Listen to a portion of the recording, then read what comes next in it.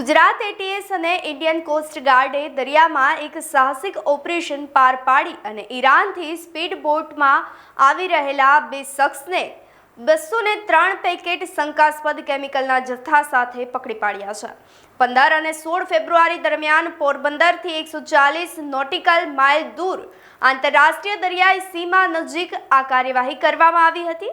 એટીએસના DIG Sunil જોશીએ જણાવ્યું હતું કે ઈરાનના ડ્રગ્સ માફિયા હાજી ફિદાએ મોકલેલા આ જથ્થા અબ્દુલ મજીદ અને અબ્દુલ સત્તાર નામના બે બલુચિસ્તાની શખ્સો જે છે તે લઈને આવ્યા હતા। સામાન્ય રીતે મોટી બોટ પકડાઈ જતી હોય છે, પરંતુ આ વખતે સ્મગલરોએ સ્પીડ બોટનો ઉપયોગ કરી અને પંજાબના એક શખ્સને ડિલિવરી આપવાનું કાવતરું ઘડ્યું હતું।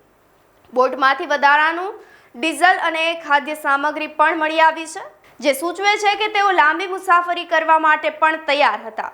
હાલ પ્રશ્ન એ છે કે કેમિકલના પરીક્ષણ અને આરોપીઓના ફોનના ડેટાની તપાસ કરવામાં આવી રહી છે। ડ્રગ્સના મોટા નેટવર્કને તોડવા માટે કાર્યવાહી તેજ કરવામાં આવી છે।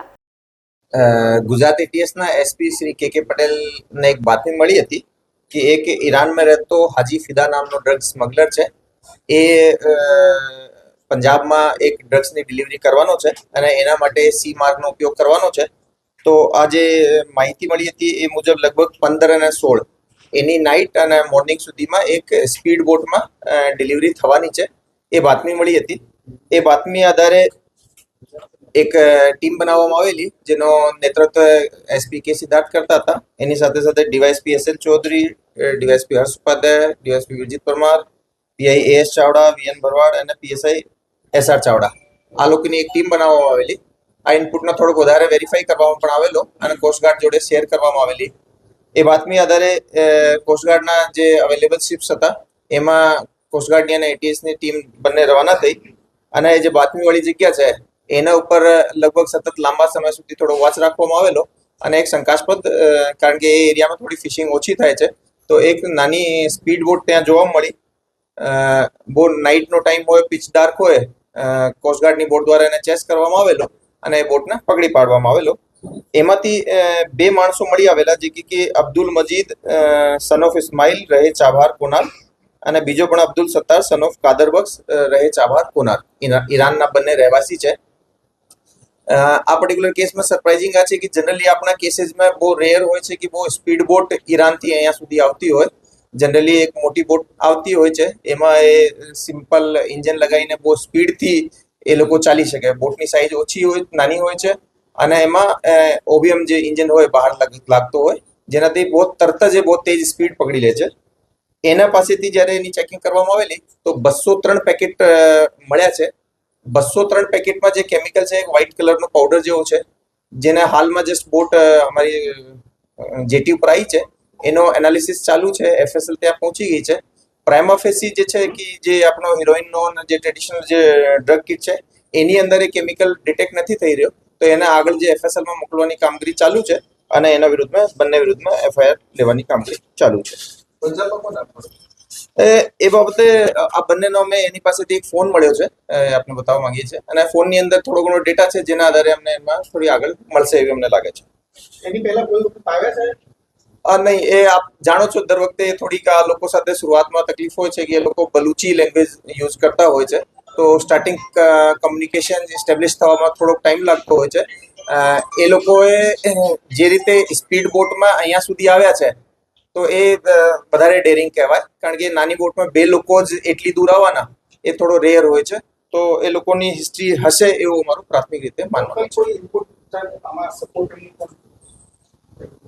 લોકલ અમને અમારી જે ઇન્ફોર્મેશન છે એમાં પંજાબથી કોઈ માણસે ડિલિવરી લેવાનો હતો।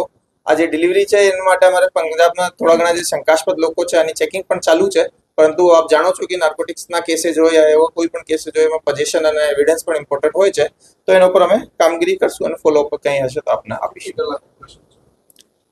એ લગભગ પરમ દિવસે રાત્રે અહીંયાથી ટીમ્સ રવાના થઈ હતી અને લગભગ 140 માઇલ લગભગ કોસ્ટગાર્ડથી શિપથી એ લોકો ગયા હતા। ત્યાં લગભગ 8-10 કલાકની વોચ પછી આ લોકોને આ બોટ જોવા મળી હતી અને મળેલી। પકડ્યા હતા. સર જાવા ઈરાનના નેટિવ હતા અને તો બીજી કોઈ કન્ટ્રી સાથે ઇન્વોલ્વમેન્ટ હતું કારણ કે ડાયરેક્ટ આવ્યા હતા ઈરાનથી ગુજરાત સુધી કે કોઈ બીજી કન્ટ્રી ઇન્વોલ્વમેન્ટ હતું?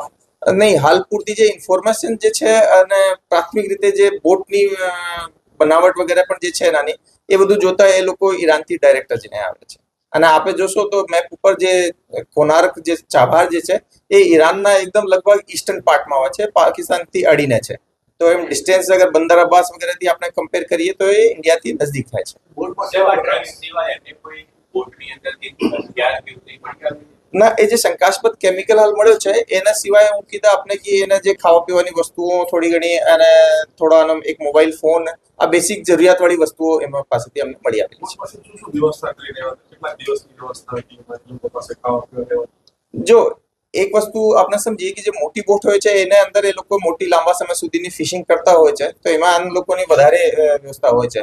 નાની બોટમાં માણસોને બેસવાની, માલ મૂકવાની કેપેસિટી થોડી ઓછી હોય છે. પછી તેલ પણ એ સ્પીડથી ચાલતી હોય તો એના માટે થોડો એક્સ્ટ્રા ડીઝલ પણ રાખવાનો હોય છે. અને એ લોકોને બહુ લાંબી જરૂર નહીં પડે. ફરી અગર ચાબહાર પરત જઈએ તો 25-30 માઇલ નોટિકલ માઇલ પર આવરની સ્પીડથી પરત જઈ શકે. પરંતુ એ લગભગ 3-4 દિવસની એટલીસ્ટ એની પાસે ડીઝલ અને એટલી વ્યવસ્થા એની પાસે હતી. કેવા પ્રકારની બનાવટ તમે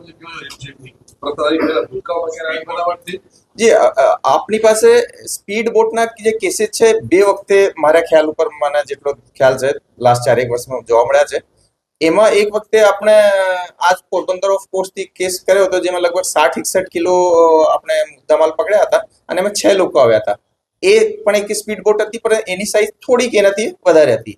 એ સિવાય એક વખતે ઓખાની અંદર એક તમિલનાડુનો માણસ છે જેનો કે ઓમાનથી એને આવવાનો હતો અને એનો પાસપોર્ટ ત્યાં એ લોકો લઈ લીધા હતા ઘણા બધા લોકોએ. તો પછી આ ઈરાનથી ઇલીગલ રૂટ મારફતે સી મારફતે આવ્યો હતો.